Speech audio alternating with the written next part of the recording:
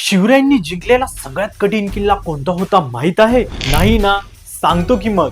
तर सीन असा आहे, कोंढाणा म्हणजेच आजचा सिंहगड. हो, बरोबर ऐकलं. छत्रपती शिवाजी महाराज यांच्या आयुष्यात अनेक किल्ले जिंकले गेले.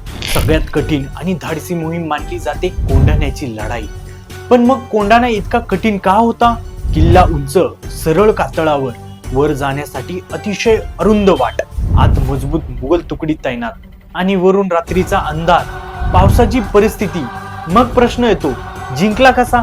शिवरायांनी इथे ना जबरदस्ती केली ना मोठी फौज पाठवली. विश्वास ठेवला एका माणसावर, सुभेदार तानाजी मालुसरे.